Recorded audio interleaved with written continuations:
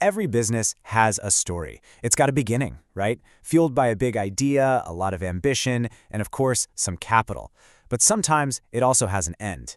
In this explainer, we're going to look at two really important Indian policies that basically govern that entire life cycle. One that helps businesses get started, and another that steps in when things, well, don't go as planned.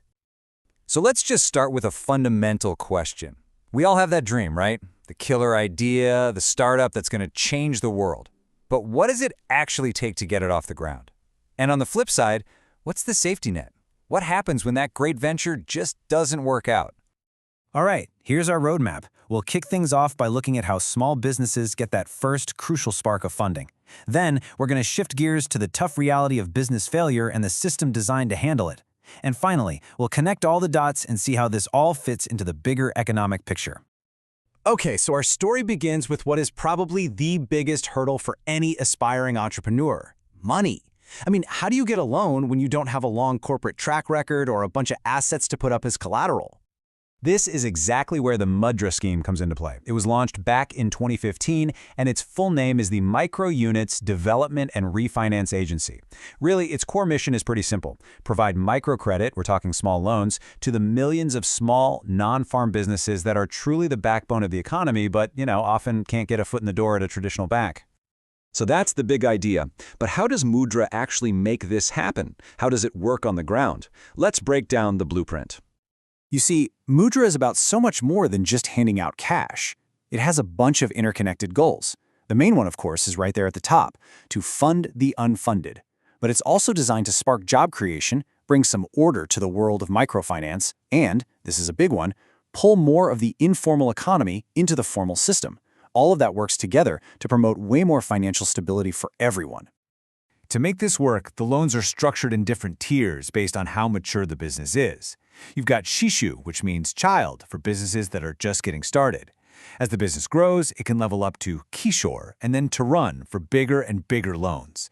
It creates this nice, clear path for growth. Of course, the reality check here is that these are pretty high-risk loans, so there's always a debate happening around default rates and non-performing assets. Now, this is a super important point and a really common mix-up. You don't just walk into a MUDRA bank. MUDRA doesn't actually lend money directly to people. Instead, think of it as a refinancing agency.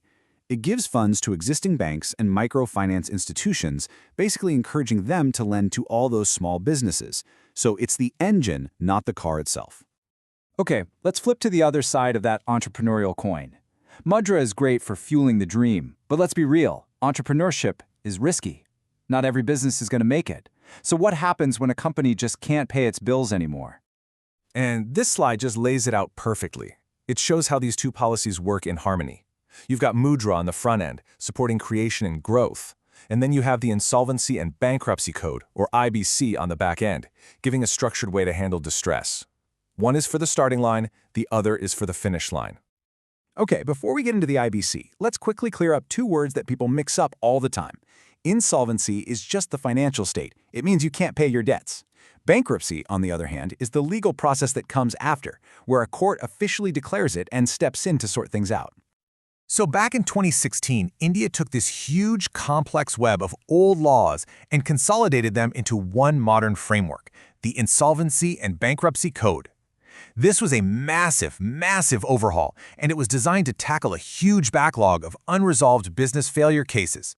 The goals of the IBC were crystal clear. First, simplify everything and speed it all up. But, and this is so key, it also aimed to prioritize reviving the company if at all possible, instead of just selling it off for parts.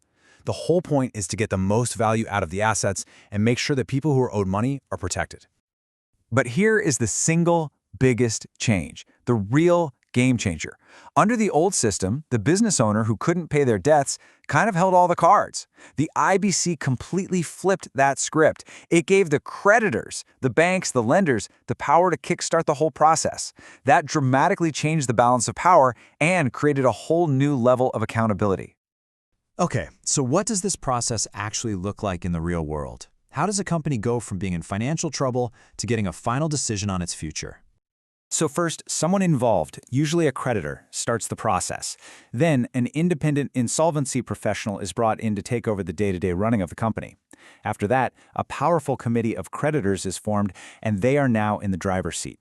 They look for a plan to save the company, and then they make the final call. Either they accept a revival plan, or they decide to liquidate, which means selling off the company's assets. Now, if they do choose to revive the company, a new buyer takes over.